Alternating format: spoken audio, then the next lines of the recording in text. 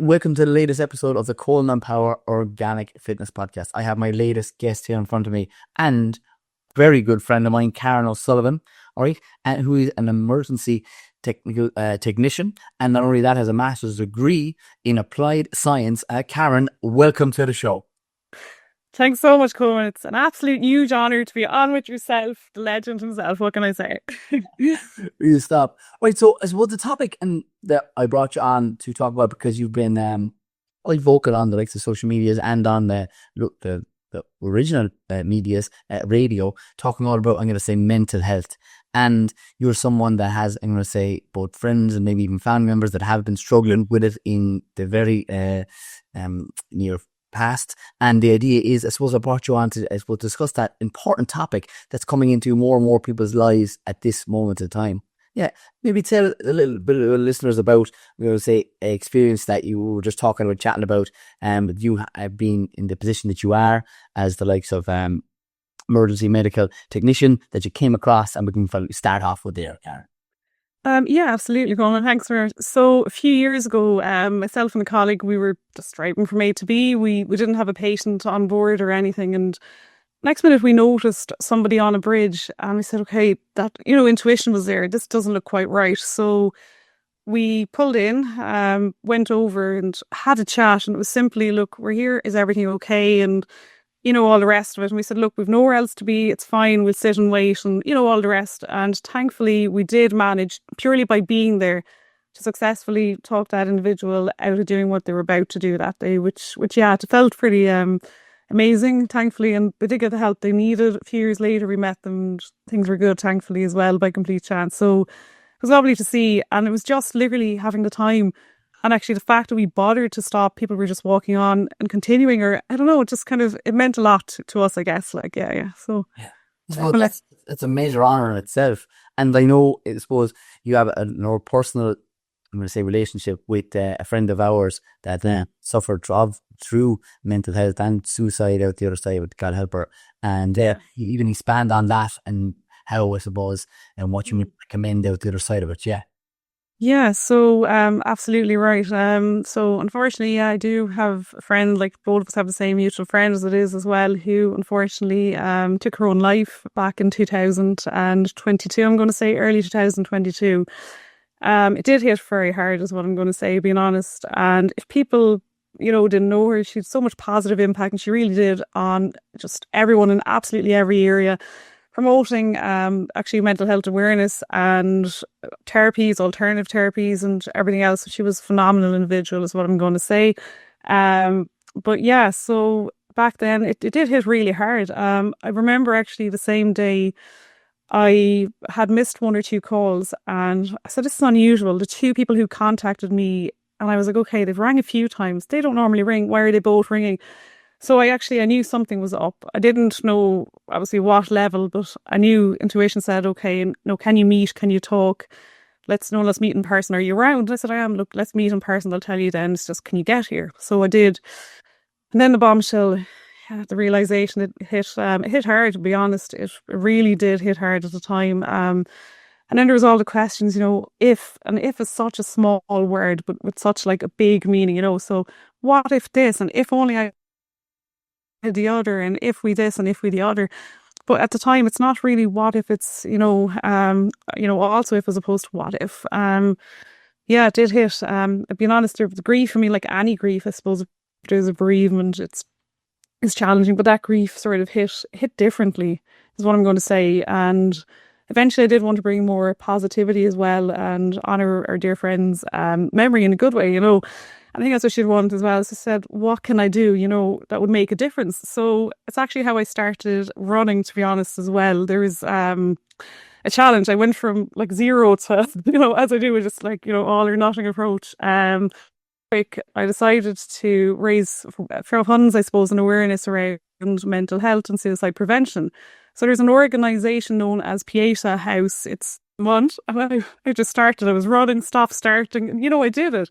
Through that, I ended up doing park runs, met an amazing running group, like still really good friends with them. They're phenomenal friends memory. So did a lot. It motivated me to just get out there. Cara, I'm going to ask you a question, right, specifically in relation to, I suppose, exercise the likes of, I'm going to say, foods. Could you tell me, what are the major links for even yourself personally in relation to how you felt through your own journey through health and to wellness? So from foods and everything else, I think definitely we are what we eat. We can't out train a bad diet. Now, from a physical side, that's obvious, 100%. I mean, if I'm going to the gym, if I'm doing something, I'm back doing that, so it's great. But if I'm, doing something like that, and I'm after eating, garbage, whatever it is, something that isn't healthy for me, I feel like crap. But it's really what fuel you put in, we're going to get out. But also from, I suppose, the likes of mentally, I'm feeling so much clearer. I mean, again, if you're getting the good, as you would say, like mainly I try to eat organic anyway, but the healthy foods, single ingredient foods, getting enough protein, getting enough carbs. Read your book, it's great. But no, the likes of all of that stuff, the good fats, getting hydration, making sure you have enough electrolytes with our salts and all that. And getting enough sleep is the other thing. I find I'm sleeping better when I'm training, eating healthier and all that. And why? Because I'm not putting loads of, I suppose, essentially crap in, I suppose. So I'm kind of fueling, yeah. So definitely seeing the benefits. Sleep is improving quality, feeling clearer actually as well, and just more energy. Yeah, no, fair play. Yeah, it's all things good, I guess. I want you to maybe tell us on different experiences of yourself being someone that's, I'm going to say, watches social media, that's someone that's in the general public, that would, I'm going to say, have went through different diets, whether it's, I'm going to say, keto or any others. Could you maybe further expand on that, what's working for you and how you're feeling now out the other side of it? Yeah, sure. So historically, right, I was probably on the ball with stuff at some stage. Then years ago, I dipped into some Weight Watchers thing. I did actually lose a lot of weight in it, which was great. But I lost the likes of muscle and things that you actually need. I was probably a bit under at one point. That's going way back. But I was fixated on that, on point systems and all this stuff. With that online, that definitely got me in a bit healthier. I learned a few nice recipes, which I'm still using, I'll be honest. Lovely turkey mince ones and all the rest. That's been used a lot, so thanks. But yeah, keto is good, I suppose, for like short term, where basically high protein and high fat, and it's really good and pretty much limited no carbs. And I suppose initially to kickstart the system and all that and to refuel, it does work, I guess. But at the moment, just I suppose what I'm doing more so is high protein mainly. I'm having some carbs, obviously, and some fats and whatever else, and it's really working for me. Yeah, I think it's just eating simple, literally single ingredient foods. Making sure I have enough protein in each meal. Really, I suppose is key. Yeah, Yeah. So that's working well. I Definitely. want to suppose I have social media, I would say. I'm going to say, Karen, how much of, I suppose, of an effect do you think it has on people's mental health overall, whether it's to be a certain weight, to be a certain size, to fit into that dress, or at any time summer bodies, shred, lose weight, body fat, all that? Well, how much of a part do you think it has to play? I think honestly, yeah, it's a huge part as well. And I mean, nowadays, I suppose we're so, switched on, isn't it? So connected, and in some ways we're so disconnected as well with the most important things, like the likes of getting out in nature, grounding. There's actually times, and it might be hard to believe for people, but where I'll take a digital detox. Now, it might be only an hour, you know what I mean? But you could easily just scroll and you find something else, and next minute, there's 3 hours where, what was I looking at? And, that's the way social media platforms are programmed. There's a lot of positive stuff online as well, don't get me wrong, but unfortunately there's other things being marketed and other, maybe the likes of some influencers and all that who can be, maybe not necessarily beneficial. And also, right, if somebody's having a bit of a low day mentally, right, and they're looking on some social media platform, what are they seeing? Most times they're not. They're seeing somebody's, good day on their worst day. They're seeing somebody's happy moment when they're not feeling good. So how, I mean, it's non-comparable. And look, here's one of the things I'm going to show you, just random. Here's two brains, right? This is what I do in some courses. They look the same. Yeah, I mean, they do, right? You can see them. They look the same, yeah. But, and here's the thing, people putting on masks, all the rest of it. This guy, you can see him there. The other guy, he looks a bit sort of spooked. And that's my point. So sometimes you wouldn't necessarily know when you can't compare. You get what I mean? There's a visual aid. Just happen to have that here. So yeah. Tell me more about those courses, Karen. That's it. Involves and entails. No, not very. Thanks a million. Yeah, so with the mental health first aid, so what I am is a level 3 QNUK qualified instructor. Right? So that you might say, what is that? What does that involve? So there's a few different courses, and because I went through that route, I can give accredited courses. So people are, I suppose, officially, they're doing some extra work in the background with it, which is great. So I can offer those as well. What I like to do is more the familiarization ones as well, just getting awareness out to absolutely everyone in the community. I'd like to get in some schools with it. Sports clubs, you name it, just whatever the case is, it's important in everyone's life. So with the three levels, okay, there's a basic course, level one, which is a half a day. Yeah, it gives you the idea of what is mental health, a little bit about it, and maybe some, workshop things as well, which I like to do in relation to it as well, breakout sessions and all that. Level two is a bit more in depth, it's a full day. And then level three will be essentially your mental health first aiders, if you will. And it's a 2 day course. But yeah, that's kind of, I suppose, long story short, if you will, but what's involved. Yeah. Isn't that very interesting? We haven't touched on this before. Where we actually first met, were I was getting qualified in my own first aid cert.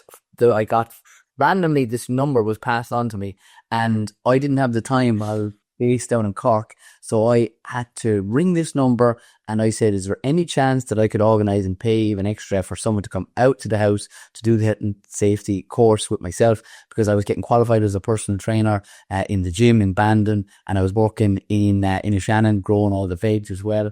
But and lo and behold, who turns up at my door? Carol, son of a. What year was that, Karen? Can you remember? God almighty, we're going back a bit, right? Let me think. I'm going to say it would have been 2018 or something like that. Would it, if not sooner? Yeah.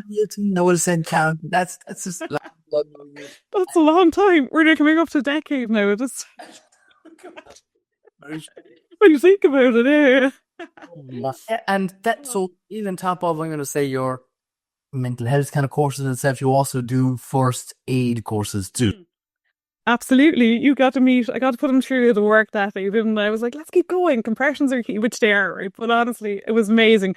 So yeah, I do the likes of the basic courses, the CPR, the AED, which is your defibrillator courses as well. The two combined is what you did, a little bit of choking, that side. So it's known as a heart saver course with, I suppose, Irish Heart Association, similar to the American Heart Association, follow the same system. And then there's a BLS course, Basic Life Support. It's the same setup with, again, the Irish Heart Foundation linked in with American Heart Association. It goes into more advanced, equipment as well for bagging and a few other interventions. Generally, it's the same, bit more of an add-on. Then I also teach what's known as a cardiac first responder course with, and if I'm allowed to say this, FEC, but it's PHECC, right? So it's politically okay, Pre-Hospital Emergency Care Council in Ireland, okay? So that's a cardiac first responder. It's similar to the other courses. There's an add-on of, with the heart attack, giving a particular medication as well, and a few other little bits like that. Then I do a 3-day course, which is FAR, so it's a first aid responder course. So I also teach that. I do some online platform, but personally I love, let's get inside, let's get the day-to-day on site, in-person, hands-on experience. So there's an option of either listening to the likes of myself for one of the days and then doing 2 days on site, doing all the days on site, which is amazing if it can be done, or watching an automated video, I suppose, like an e-learning, if you will, as well. So it depends on what suits, I suppose, the group really, but it's a 3-day course, yeah. So I do that as well. I also do introduction first aid, emergency first aid, familiarization, pediatric sort of courses, little bits like that as well. So, and outside of it, a bit of manual handling, which I'm actually doing tomorrow in your original neck of the woods up in Waterford, yeah. So that's a bit random, but yeah. So I do. It's happening, but walking itself, and I do, yeah. I will never forget when you turned up at that door and came in, and you were all about. You were like, "Oh my God, look at the boards and everything inside the room," and that's what was really adding off that board kind of health journey, getting into visualization and writing things down on what is getting clear. Remember that? I do. And you were like, oh, I don't know, people are sick of these boards and whatever. You weren't shining through as much as you should. You are now, there's no fear.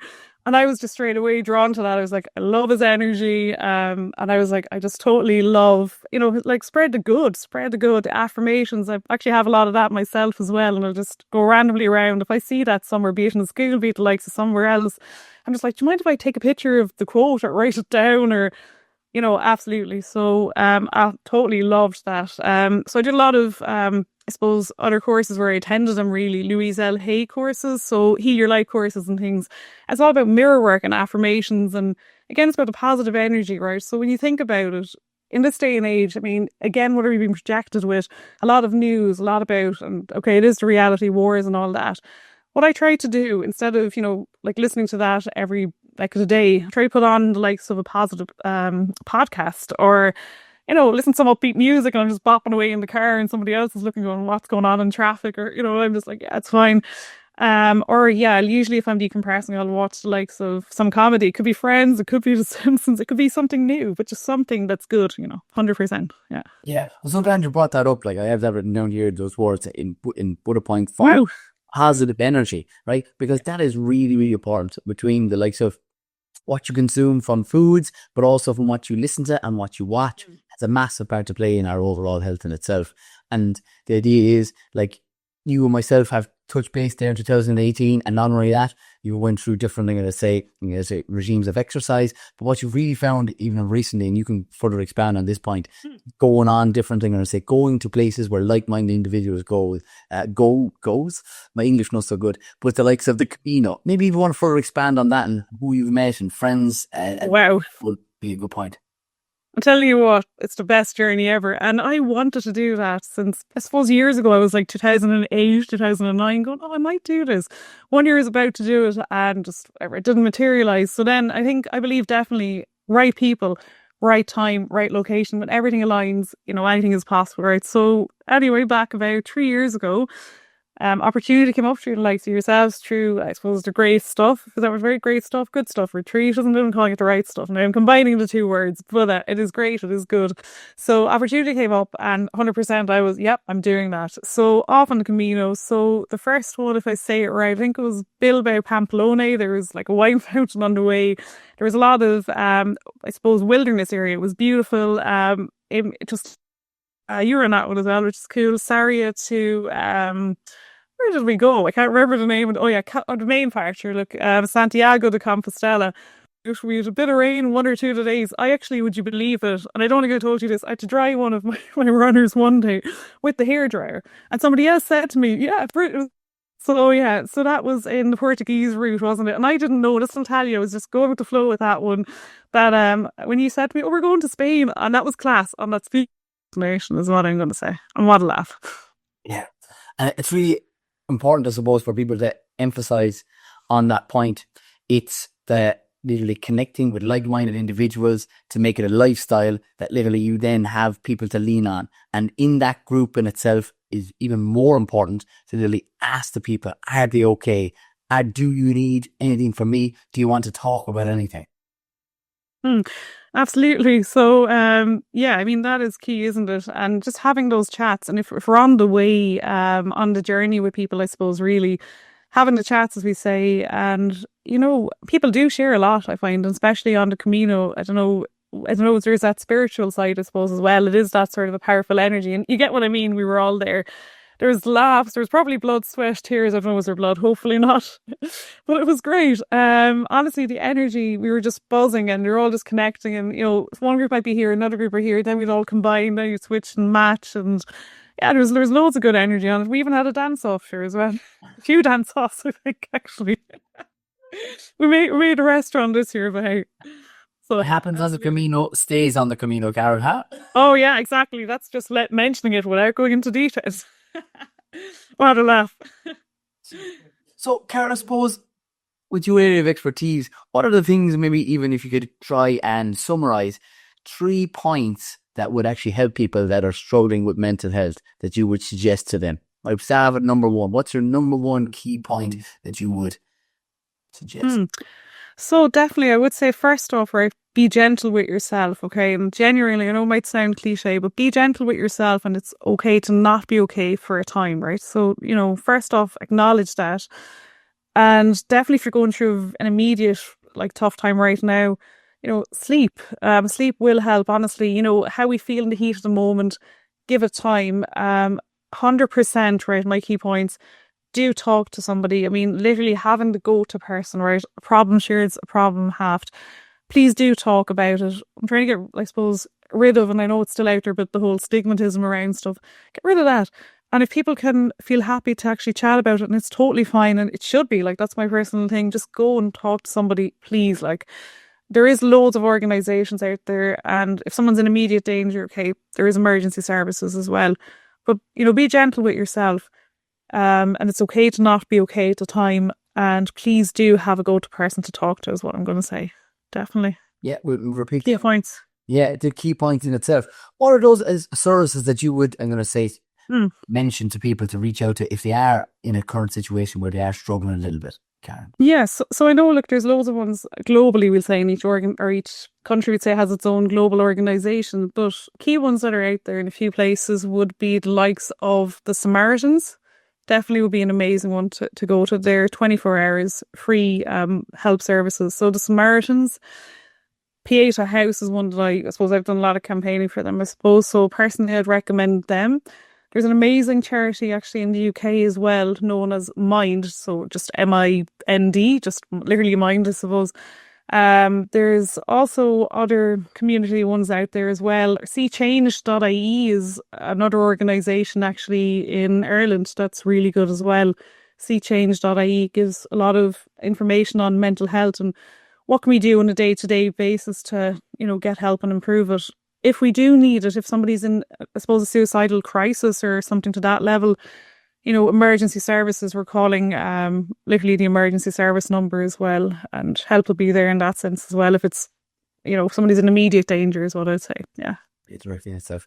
Karen, is there anything that we haven't touched on, I suppose, in this podcast about either mental health or even your own story to share with listeners or viewers of the likes of this podcast that you'd want to add in here? Yeah, I suppose, look, with mental health, I suppose it's a broad spectrum topic, let's face it. If I was to say to you right now, actually, look, what is mental health? What would you say? That was a really good question. If I was to say mental health, I suppose how you're feeling on any given day. And it's something that actually doesn't happen enough with actually men in itself. And like, if I'm to give a message for this podcast, it'll be actually either to say to someone that you love them. It doesn't happen. And typically, I don't want you to say to them necessarily to the person that you sleep beside or with in a manner. The idea is to someone that, whether it's your mother or your father or your sister or your brother or your close friend or that person that you haven't talked to in quite some time, that is supposed to be my definition of what mental health is. It's how you're not necessarily looking, but looking, also feeling in a certain way, because, and then each day it can change. And I would be a firm believer then that, right? Either surrounding yourself with the people that literally can give you that positive boost and hanging around with the best of people you possibly can and staying away from what I would like to label as emotional vampires. And we all know who they are. They might be in your family. They might be, I'm going to say, your work colleagues. When you go into a room and the energy just goes, oh my God, right? So I, as the positive man that I am and try to be as best I possibly can on any given day, is actually to raise the frequency of the room as soon as I go in with a higher vibe. Hey, how are you? Or a high five, which you know too well, Can, from 100%. I'm going to give you a virtual one in a minute. We'll see if that will work as well, right? But that's it. And can I just say, right, that is a brilliant answer what you've come up with. A lot of people, right, if I ask that question, be it like from courses and things, what is mental health? Straight away, a lot of people, there's no right or wrong, but it's conditioning. Straight away, a lot of people say, oh yeah. So it's when somebody's feeling down, when they're feeling depressed and all this, and they'll go into that spiral. And I like to say, look, yeah, I mean, that's part of mental health, right? Don't get me wrong, but it's mental ill health. So what you've just summed it up, it's basically how we're feeling. It's very important. It's like we take care of our physical health, but our mental health is equally important. It's not necessarily mental ill health, but how do we keep it in check? And as you said, raise a room, get in with the likes of like-minded people, somebody who's good energy, and all that sort of positivity. And, obviously it's okay to have not so good days as well, and that's fine, but to acknowledge that, to feel the emotions and try not to stay there, I suppose, as well. So 100%. And what I'd like to say about mental health as well, if I break into categories, I'd say, well, guys, who suffers from mental health? And somebody might put up their hand and come up with a particular grouping or whatever. And then somebody else comes up with something else. And I'd say, but guys, you know what? It could be anyone. Literally, there's nobody, where it doesn't impact. And I think, okay, so there's a few things out there like that. And there's the obvious signs of somebody might be going through, something with mental health, okay, that we might know of, like anxiety, depression, irritability and stuff, but also it could be the levels of, maybe somebody's disengaging a bit, they're sleeping a bit more, not looking after themselves, and a key thing that isn't that common, and I don't even think I might mention this one on like radio platforms and other things, but a key thing actually would be, if you'd said to me, and I'd say, so like, Karen, how are you doing? And I might say, oh, Coleman, I'm grand, but tell me more about yourself. And I completely deflect or I don't go into it. that sort of stuff could be key as well. And it's not necessarily the obvious stuff. And again, as I said, I know this is my little brains, somebody could look grand going out and about, but the reality of it, this is their mask and, this is what they're actually doing. So they're using, I suppose, a lot more energy as well. So it's to be mindful of that. And simply what I would say with mental health, having the conversations with somebody, look, how are you doing? I noticed you weren't quite yourself so far, in the last while. I'm here if you need to talk, but how are you really? How are you really doing? And, trying to bring that out. And if somebody feels safe to talk about stuff, sometimes it's actually as extreme as saying to somebody, look, are you thinking of suicide? And I know that sounds a bit, but from the courses I've attended as well, just getting that awareness out there. And it's not so much somebody will act on it, but more now they feel, okay, somebody's chatting about it. It's safe to actually have that conversation, that real, raw, open conversation, that honest conversation. Just being there with them and listening, as opposed to, I suppose, trying to fix it for them, but just being there and helping. And if we do feel they're in immediate danger, of course, emergency services. If you feel they're at risk initially, just make sure they're not on their own, that there is somebody there that can help them as well, just to be there. But honestly, talking to people, and definitely, as you said, coming about like men now in that case as well, and they just, the mockness and whatever, not chatting about stuff, and I've seen it. One of the guys I attended one of the courses with, he's setting up stuff, and might be able to share details later, but actually specifically for men's mental health from stuff he'd have gone through himself. He set up a company and getting men's groups in there and stuff like that up the country as well. So that's actually a good thing as well. Yeah. So yeah, just expanding, which is always better than not talking about. That's great. Yeah, that's it. And that's, I suppose, something that we don't do nearly as Irish people enough. We don't actually, I was going to say, realize how important it is to open up. Right? You mentioned it there. It's okay to not be okay, but the idea is, and when we do get asked the question, not to blow it off. All right, and it is even me just listening to you saying, "Are you thinking of suicide?" Right? That, and suicide's a huge word for people to literally mind to do, but to say, and it said, "Are you thinking of suicide?"